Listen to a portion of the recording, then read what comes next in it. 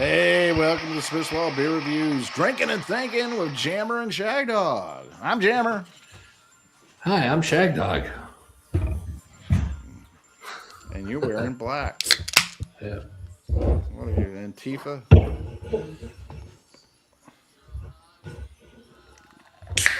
I'd have to have a mask on.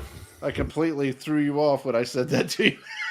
I had some guy at work that same shit too. He wears black all the time. I mean, I know he's not, but yeah. Yeah, we got several topics. First of all, let me just say to our fans, and we will always love you. Yeah, we will always love you. Dolly Parton's birthday today. Oh, the original song. Okay. Is that today, Dolly Parton's birthday? I don't know. It's her birthday here recently. So, yeah, I don't know how old she is. Somehow I say, give me trending events and give me some shit from stuff going on in Oklahoma concert for her birthday. You're the reason God made Oklahoma. Yeah. Tell you what, if you ever visit Oklahoma. I'm an Okie from Muskogee. I believe it's Tulsa, the original home where they filmed The Outsiders. It's still there, and the guy has it set up like a museum inside the house of the Outsiders. Yeah. Well, I do know there is a guy there named he's basically the Tulsa King. Is that Sylvester Stallone? Or? Yeah. Have you checked out that show at all? It's actually pretty good. But when I heard about The Outsiders being filmed there, then they were talking about Rumblefish was filmed there too. Rumblefish, man, that takes me back to days. Yeah. I do not. I never really watched that one. Let me watch it. I started watching. I got about an hour, and I was like, I can't watch this shit. I'd rather watch Outsiders. Rumblefish? Yeah, I just couldn't get into that one. I think that if you'd watched it back in the day at that time, you probably would have gotten into it. It's not nostalgic to me at all now because I never watched it. So yeah. But Outsiders, of course, you watched it, and the thing about it, all these memories, all these experiences that you had and shared with people that you knew and loved, and back in the day and so forth, and even today,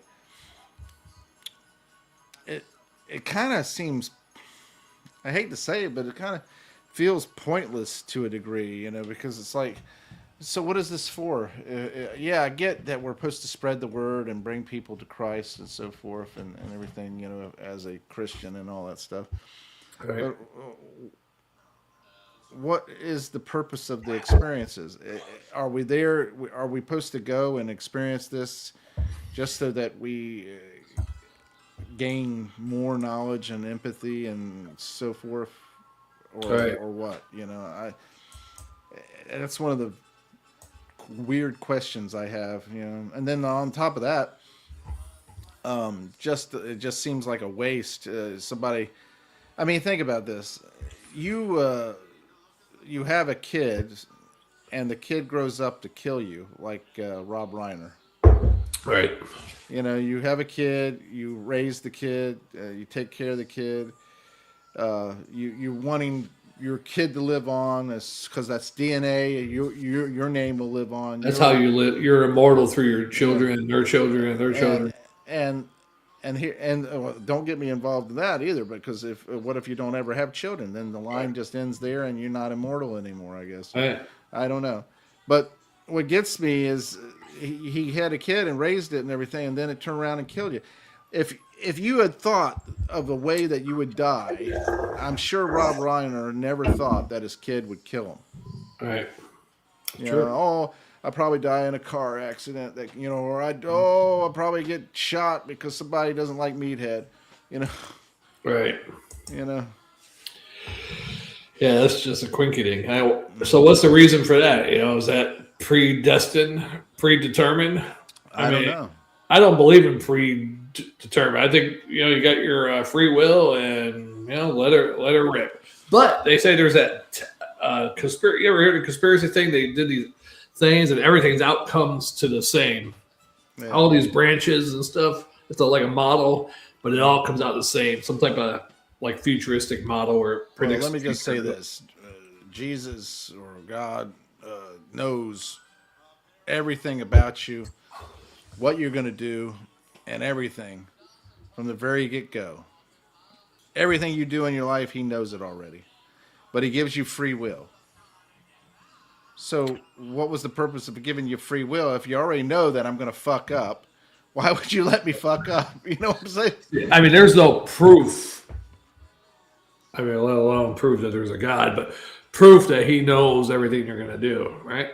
I mean, it says that He knows he knows the day you were born. He knows you from all that stuff. So knows when you're sleeping, knows when you're awake. I don't know.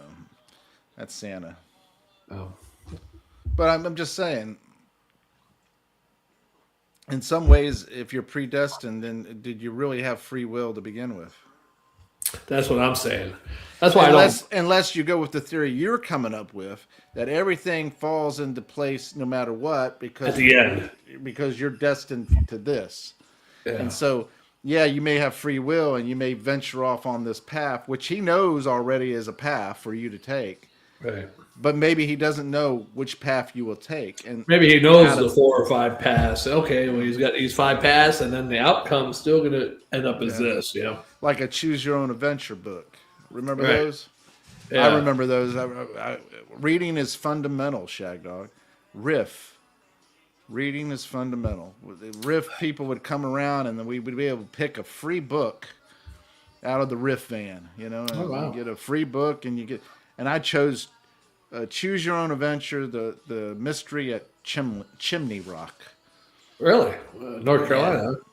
And it was a house named Chimney Rock. Oh, it wasn't a place. And you basically would be able to go, well, do you follow so-and-so up the stairs, or do you go to the basement and see if you can find da-da-da? And then you'd say, okay, I'm going to go upstairs. Well, you turn to page 84, and then you go to 84 and you just read that, and then you'd have another choice to make, and then you would read, pick that and go to that page and read that, and then the outcome may end up where you're getting killed or whatever. Okay. But eventually, have all these different paths that led to different things. Kind of like that Netflix show Black Mirror. They had one episode that was interactive, and you could choose what the guy did. Yeah, it's crazy, isn't it? But I love the whole Choose Your Own Adventure series of books. I used to get them all the time. I used to buy them and get them whenever a riff would come around. But that was fun. That was a good program to get kids to read. I'd like to look more into that conspiracy. I heard something about it the other day. I didn't really look into it or anything, but it's something about where these scientists have some way of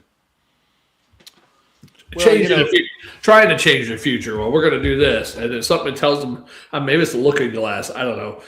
CERN. Yeah, something like that. It might be CERN. Yeah, and then every time they do something, it still ends out the same. Well, then you go back to the Mandela effect. They're talking about all these different effects, and then on top of that, the Tartarian. The guy who used to coach UNLV Rebels. No, Tartarian. The mud flood type. Oh, stuff. the mud flood. Yeah. That we were highly advanced people at one time, and yet we've forgotten it because whatever. Yeah. They talk about all the spires and all the cathedrals and everything being more of an energy area. Lighthouses were used to collect energy or whatever.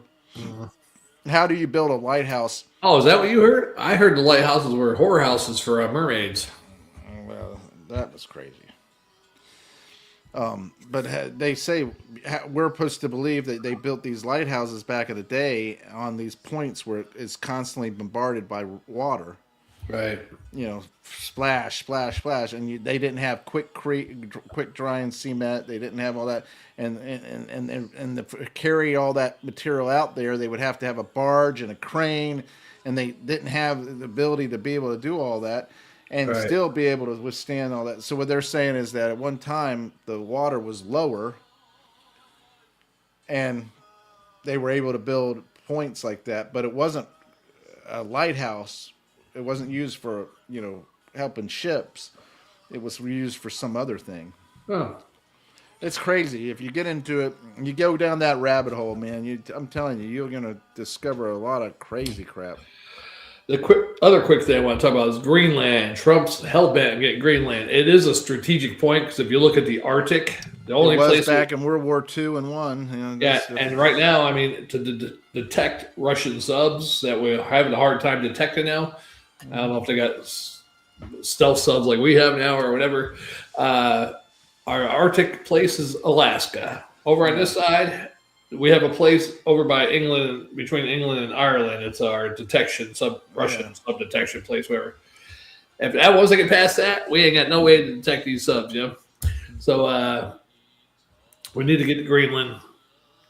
I think that years ago that they probably back in World War II days when they went over there, they should have probably went ahead and did it.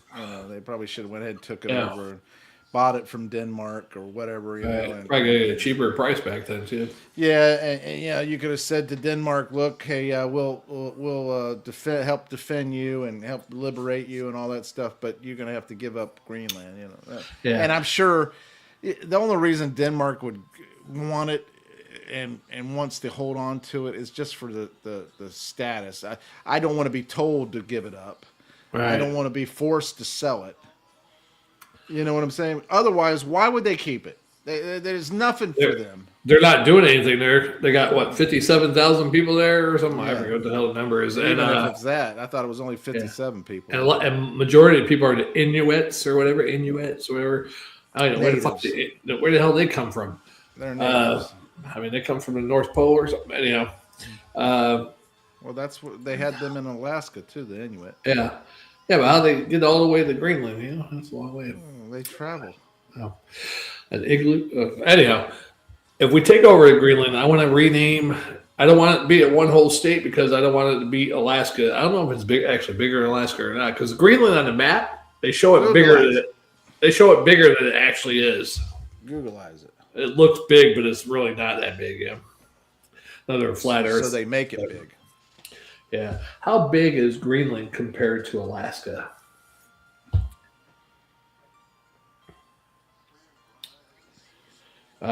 Greenland covering 836,300 square miles, and Alaska is roughly 665,000 square miles. So it's 200,000 square miles more than and this is what it would look like if you put it in the middle of the U.S. Greenland would fit in the U.S., but yeah, okay. But I'd like to change it to 4 states. I want Northland at the north part of it. And the next part below that, I want it to be called New Denmark, the state of New Denmark. And then I want kind of like North Carolina, South Carolina. Like paying honor to Denmark? Yeah, honor to Denmark. As a matter of fact, we'll let them come and have a little tiny base there if they want. And then below that, kind of like North Carolina, South Carolina, you got north, even though it's not the north part of Greenland, because it's not Greenland anymore. It's the continent of Greenland, but North Greenland and South Greenland. Okay. So there'll be some good colleges there. University of South Greenland. Okay. Are they going to have like a football team or a hockey team? Oh yeah. I guess more people move there, but they say they have a lot of minerals there, probably oil, gas, but nothing's being done there. Well, if they have all that, you could always work out a deal with Denmark to say, look, you give it up to us. We'll work out a deal to where you can get oil and some of the resources you will be supplied, And that's probably the real reason. Not maybe strategic is a good part of it, but it's probably the minerals and stuff. Yeah. Well, I'm sure minerals play a role in it, but I just want to mention the one thing about the whole Venezuela thing. The whole Venezuela thing. Maduro, Schumer said back in Trump's first presidency that there was nothing that he was going to be able to do. He's done nothing, and nothing he was going to be able to do to help bring Maduro down, basically take his regime away and all that kind of stuff. He was going on about it. And now, all of a sudden, he wants to. he's saying he didn't do enough, and now that he's toppled the regime, and basically taken Maduro out of there, even though he left other top people in there. Yeah, because supposedly the vice president is how ridiculous active president right now. All of them are terrorists. All of them are on the list. Yet you let them stay. It's kind of like World War II, the Nazis and Patton. Patton left the Nazis in power positions because they're the ones who knew what to do and what to do. I thought Patton wanted to take. I don't know about that. The Patton or Eisenhower left that. I don't know. Patton left some of the top Nazi people in the power positions. Oh, okay. They're saying he was a Nazi sympathizer too, right? Well, I don't know so much as a Nazi sympathizer, but they did make a claim that he probably, and it's probably coming true, that he thought that at one point in his life, that before he died, that they were on the wrong side of World War II. That, and he did want to actually keep going to Russia because he thought Russia would do what they eventually did, is the Eastern Bloc, the Iron Curtain, all that shit. But anyway, where was I going? What was I saying before? What we were talking about? Greenland, what? And I was saying, you went to. So you'd leave some people in top positions in Venezuela, yeah. Now they promised Venezuela. Gonna... So they took Maduro out. Now Schumer all of a sudden is going, we need to put some kind of restraints on him because he shouldn't be allowed to do anything in Venezuela without Congress's strict approval. If he would have told Congress about that, they would have been calling him up and told him to go hide, or he would have known about it somehow and would have got out of there. Yeah, exactly. That's why Trump he acts. He doesn't talk about it. He acts. Right. Yeah. And when he does talk about it, it's basically baiting people to say something or do something. And then once they take the bait, he turns around, and pulls the rug out from under them. I'm telling you, they're not smart. These people are not smart that are doing this. Schumer's not smart. Most of them are lifelong politicians. They grew up in their high schools. They were in the school class president shit, all that kind of stuff type people. Debates. Debate team and bunch of nerds. Oh, and let me just make a comment about the whole Minnesota Leering Center stuff, and everything. Omar Elm, whatever her name is. Omar Elan or whatever. Whatever. She was, when she first came to America and everything, had a net worth of about $65,000. She got divorced and married again. And wait. When she first came here, she was 9 years old, wasn't she? Not that I'm aware of. How old was? Well, when she first, either way, first married, whatever, she had a net worth of about $65,000. Yeah, she was 12 or 14 when she came here. All right, so when she first married, first marriage and all that, and got divorced and all that stuff, she had a net worth of $65,000, and then she got remarried again, had a net worth of about $65,000. Then turned around and got remarried again. Well, guess what? 3 years later, all of a sudden, she has $30 million. Wait, which one was the brother? The first one? I don't know which one. You're getting too much into it, man. I thought you knew about that. I'm not talking about the marriages. I'm making a point about the fact that she had a $65,000 net worth, and now 3 years later, from the last time she got her net worth, all of a sudden she has $30 million. And you can't even do that yourself. Even Pelosi's husband wasn't that good in the stock market to make that kind of money in 3 years. Calm down, Mom. Well, you keep interrupting me with stupid questions. No, I thought you knew. Brother was married to her, wasn't he? Well, I thought she was only married twice. I didn't know she was married 3 times. Well, he's a counter brother. All right. Anyhow, what I hear about that, a lot of money that she has, it's her net worth. It's not actually how much she has. And I heard this latest husband she has owns a business, and since she's married to him, they're adding that to her net worth. That's what I heard. Now it needs to be investigated and proven or whatever if they're going to say that. I'm going to tell you right now, the net worth, it is cash. I mean, you convert that to cash, that's what it's worth. Yeah, but your net worth is actually your 401k, your this, your stock. 401k, all your property, everything that you own is worth $30 million. Yeah, so if you own a business and you're married and now you own part of the business because you married somebody who already owns that business, When wouldn't you owned a you? business, do you have $30 million? I don't own a business. Yeah, you had your own self-employed business that you had. Well, that was just that's what they tell you You ran it for several years, and then what happened? as a gig worker. They say you're self-employed, but you're not really running a business or That was anything. your business. You were self-employed.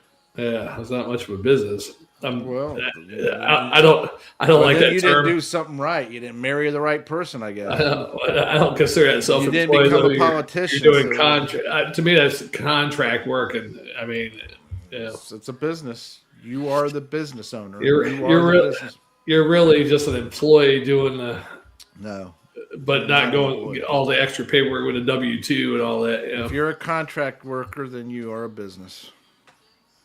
Right, Jammer. All right.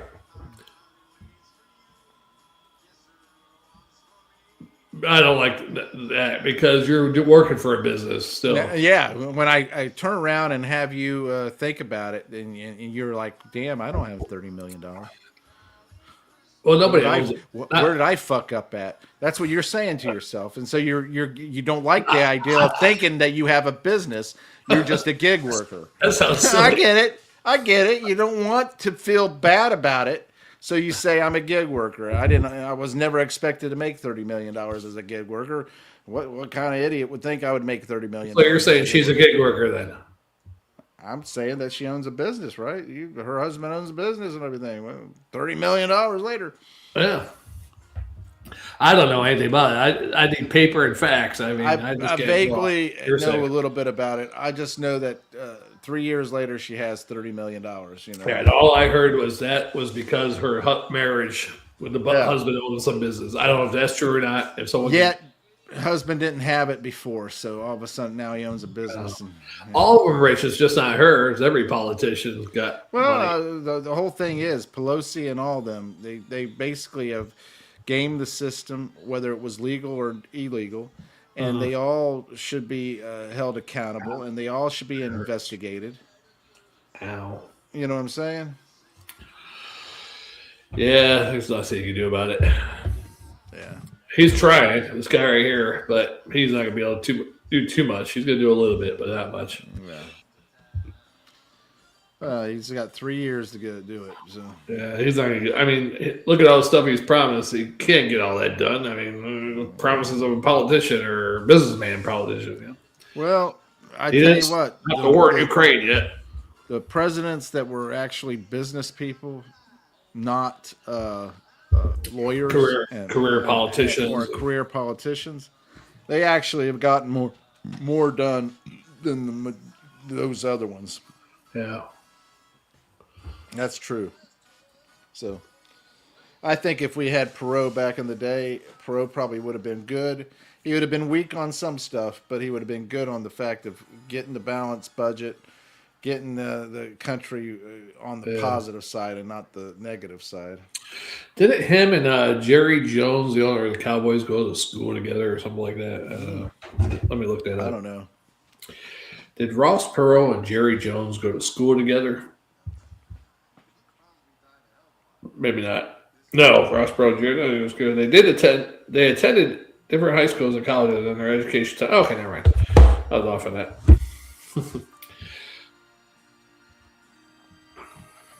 It's fucking cold here. It was 22 degrees earlier here, Jammer. You leave the pipes running so that it wouldn't freeze.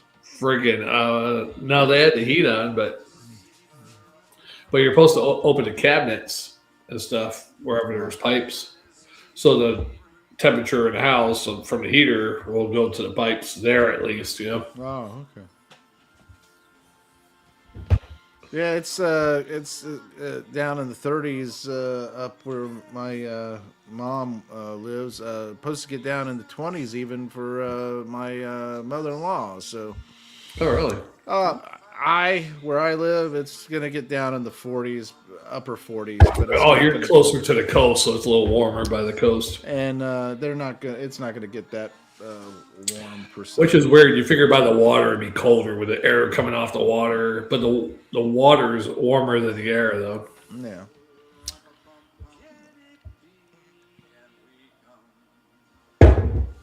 Yeah. Ba-rum-pa-bum-bum.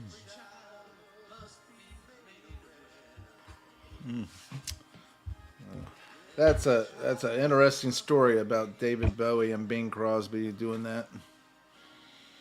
Doing that song. Yeah. Yeah. That was one of the last songs that Bing did. Yeah. He did. Did he know who David Bowie was at the time, or? I think that he knew that he was an artist and all that stuff, but he wasn't. I'm sure he wasn't a fan. Yeah, and when they first met, I think they really didn't know what to think of each other at the time. I know David Lee Roth. not David Lee Roth, David Bowie. Respected Bing in the regard of his talent and so forth. Oh shit! What was there? I thought I finished that already. Oh, that's not good. But yeah, it's an interesting story. He did that. And he wasn't doing too well, and I remember David Bowie. They had him and they wanted him to sing that, and he goes, "I'm not going to sing that. I don't like that song." Da, da, da, da. And so they sat down and wrote that part. Oh yeah. That night. Or the parts he's doing. Yeah, and they came up to him about it either that night or a few hours, and came up to him about it, and then they brought it up to Bing, and Bing's like, "Yeah, let's do it." Yeah, and they went ahead and did it, and then next thing you know, it's a big freaking hit. David Bowie during Live Aid when he came out, they weren't going to let him. He wanted to sing his new song, "Hero." Yeah. And they did. You can't. We want you to sing something people know and stuff like that. He said, "I'm not going out there unless you let me sing that." So they let him out there, and he sang it. But it never really became a big hit or anything. No. I mean, I didn't even know the song until Bob Dylan's son redid it. Yeah. Yeah. Yeah. So unless you have a song that's really going to catch, if you had like "Let's Dance," right?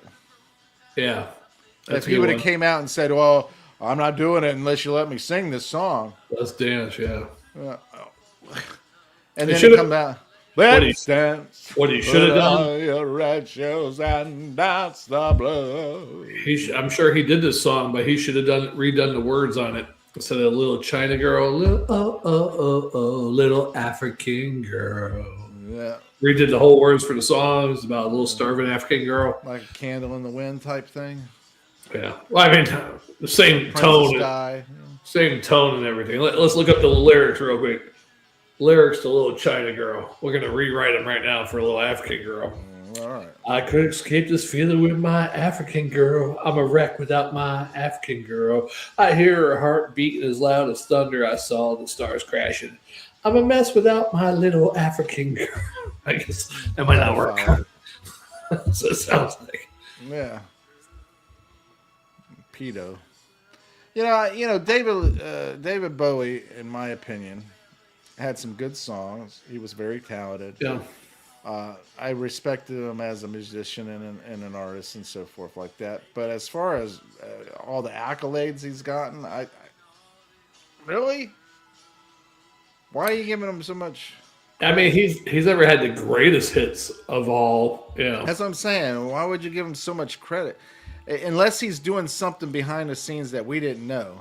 Yeah, he did the Ziggy Stardust or whatever the fuck it was thing with the star in his eye back in the 70s and whoopty. Yeah, whoopty-doo. I don't know what none of his songs are like these in the top 100 song list. I don't think. Maybe a couple of them might be. I don't know.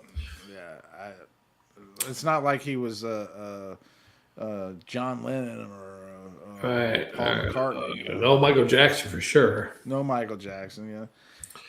I liked him. I liked some of his songs, but as far as like you said, how many songs do you actually like by him?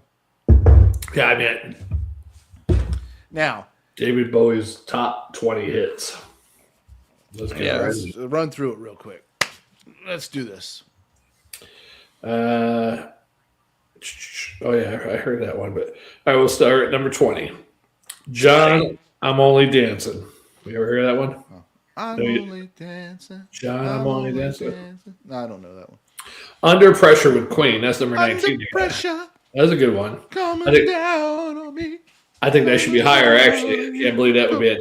Well, these are just, I don't think it's a top. Here's a combined list of highly rated Bowie songs, so it's not really. Fashion from Scary Monsters album. I don't remember that one. Rock and Roll Suicide from Ziggy Stardust. I don't know it. Maybe if some of these songs I heard, I might know them, but Young Americans. Golden Years. The Man Who Sold the World. I only know that one because of Nirvana redid it. Suffragette City from Ziggy Stardust. I mean, I'm sure I heard some of these songs before, but 5 Years. Sound and Vision. Let's Dance. Okay, there's one. Let's dance. So Let's Dance and Under Pressure. Got two so far. Yeah. Rebel Rebel. You ever heard that Rebel one? Rebel. Yeah, I remember. You did hear that one? We'll give you a three. three. Fame with John Lennon from Young American. You know that one? I never heard that one. Fame. You did a duet with John Lennon? I never even know that. Is it Suck? Is it Suck? No, it was a good song. Oh, okay. Ashes to Ashes. Don't remember that. Changes. Changes. Yeah, okay, so there's 5. Face to change. 5. The Ziggy Stardust song. You know that one? No. Space Oddity. I heard of that one, but I can't think of it off the top of my head. Major Town. Ground Control. Yeah, Major Town. Is that Space Oddity? Yeah. I think that is. Yeah, Heroes. So that'd be 6. Heroes, and then Life on Mars. They didn't even have China Girl on there. Maybe it was Life on Mars. I don't know. And they didn't have Let's Dance on there, did they? They didn't have Let's Dance yet. They didn't have China Girl on there. So 5 or 6 songs right off the bat. Now, let's do something really crazy. This guy's still touring. He's supposed to be coming to Florida here in a few months. Look up Billy Ocean's Greatest Hits. Billy Ocean's Greatest Hits. Let me and go down to, or you should have maybe did the top 30. I got his Greatest Hits album. All right, go down through the list there. All right. When the going gets tough, the going gets tough, the tough get going. Yeah, I remember that one. There's one. License to Chill. I don't remember that one. Oh yeah, that was a good one. License to Chill. All right. Caribbean Queen. Caribbean Queen. There you go. There's one. There's 2 I do. You know, License I to got Chill. 3. Okay. There'll be sad songs to make you cry. There'll be sad songs to make you cry. Sad songs often do. They can. Next one's Loverboy Singing for Me. I think I know that one. Lover boy. Yeah. So like 4 for me, 5 for you? Something like that. Suddenly. Yeah, I know that one. Suddenly. Yep, there's 6. Get Out of My Dreams, Get Into My Car. 7. Love Zone. I don't know that one, but in you the might. love zone. You don't have to be alone. Yeah, I did hear that one. Okay. Here's 7. to You. Here's to You. I think that's golly, if I remember correctly. I can't remember the this is the crazy thing about Billy Ocean songs. I remember a few lines, sometimes maybe just a couple words, but I do recognize it, and that makes it 8. You know. For me. Here's to You. I Sleep Much Better in Someone Else's Bed. The Color of Love. Color of Love. That makes it 9 for me. Calypso Crazy and Mystery Lady. Mystery Lady. I can't. If you give me the words, I would be able to. I don't have the words. But anyhow, yeah. You know, so I know definitely that when the going gets tough, Caribbean Queen, there'll be sad songs, Loverboy, Suddenly, those ones right there, I definitely know. Yeah. Mystery Lady lyrics.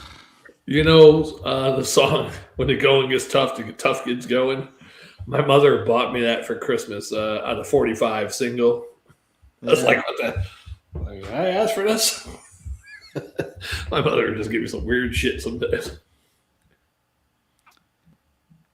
The words, I don't know. I don't recognize the word, but I know that one part where he goes, Mystery Lady or something, My Lady or whatever like that. So I do recognize it. I just don't. When you hear this, here's the thing. The crazy thing about Billy Ocean's songs, the greatest hits album. Yeah. When you actually hear the songs, you're like, oh, he did that. I remember that. I didn't realize he did that. And then you're like, oh wow, and then you go down to the next song, it's weird title and all that stuff, and then you're like, oh shit, I know that one. And it's all because the song doesn't. When you hear it, it's not like something that stands out to the big degree. Like some hooks. You know what? You get like Caribbean Queen. Just cut this long story short. Just tell me, you got 2 tickets to go see Billy Ocean. No, but I like to do it. Because how old is Billy Ocean? 84. No, let's check. How old is Billy Ocean? He might be in his 70s for sure. 75. And he's looking at it too. You want to see a picture of him? Yeah, he's up there in age, man. I wouldn't mind seeing him just because, he did. If you really look at the 80s, and you look at the massive amount of work he did in the 80s with his songs, I guarantee you'd say, oh, shit, well, I guess you could put him up there with Huey Lewis, owning it. I don't know that, but yeah. Yeah. I'm going to tell you, there's a few bands and artists that in the 80s that owned the decade. And Huey Lewis is one of them. Phil Collins, 2. Yep. Bon Jovi. Mm-hmm. Def Leppard. Bon Jovi only really with one album because Slippery Wet was the album. Some people might like New Jersey. Yeah. But Slippery Wet was the album for Bon Jovi, really. Yeah, it was like one album, Yeah, I mean, so they didn't really own it, but they made an impact. So so even though New Jersey wasn't as good, I mean, there is still these guys are. And it was at the latter part of the decade. Yeah, it's like 88 or something like that, or 89. And so what I would say with that is that they may not have owned the decade per se, but they had such an impact on it. They're definitely a big influence on, especially the 80 pop from Slippery Wet 86 to 89. Same thing with the Cars. The Cars had that one album that was just massively big for them. You might think I'm great, right, and that was a big album, and they had a big impact. Same thing with Dire Straits and Money for Nothing. One album, but very impactful. Who else? Cinderella. Yeah, I'm not a big Cinderella fan. They had I'm not. A lot of people like them, but I'm like, I like a couple of their songs, but I just didn't like Cinderella that much. Like one or 2 or 3 songs off all their albums, but all right. So let's rephrase this. So take them out of there because they're not really that impactful. Yeah, the Motley Crue was impactful, even though Shout the Devil and probably the last one in the '80s, Dr. Feelgood, are 2 best of those. Even though the other albums had some good songs on it, the rest of the albums sucked. And I would say that Aerosmith had part of the 80s going into the 90s. Oh, yeah, it was their comeback with Run DMC. They come out with Pump and Permanent Vacation. Yeah, Bryan Adams. Yeah. And maybe Eagles to a degree. Well, the Eagles had a lot of songs from the 70s going into the 80s. And people were still playing them a lot. Was a big thing, Yeah. But as far as the 80s go, there's some impactful people, and that one is Huey Lewis when it comes to pop culture. Yeah. Not only was their music very impactful, but the fact that they were also in the movie Back to the Future. A lot of songs, a lot of singles. Same with Phil Collins and the double win Miami Vice. Phil Collins. Genesis and his solo stuff, and then you got also Chicago is pretty big too. Chicago, of course, Chicago. Yeah. You can't dismiss them, and then Aerosmith and Journey.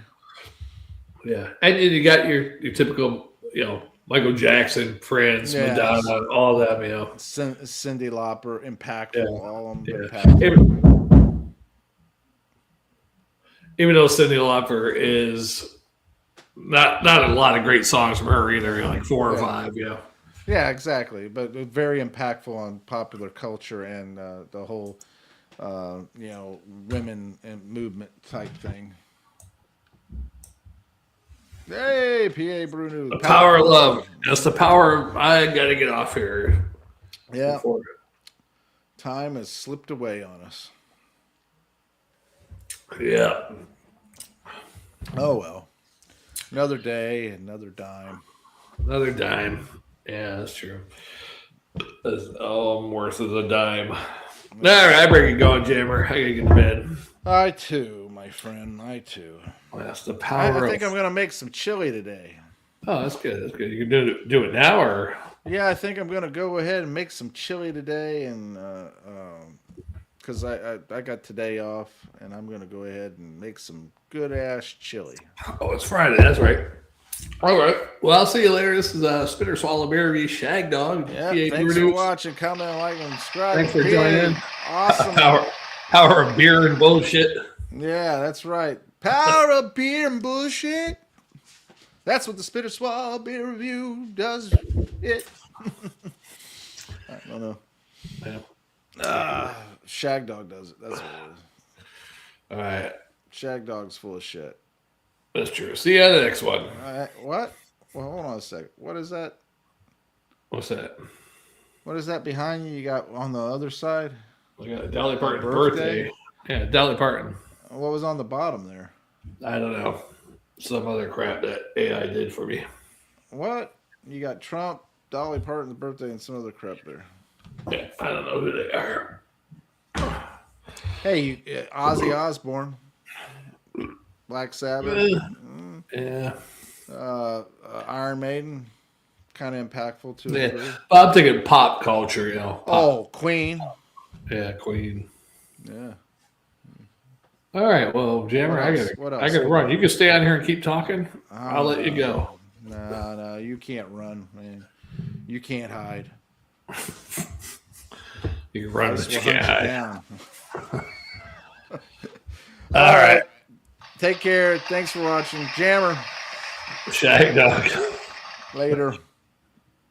I think I had an earthquake earlier. Yeah. Hey, join Shagdog and Jammer on the Spitter Swallow Beer Review.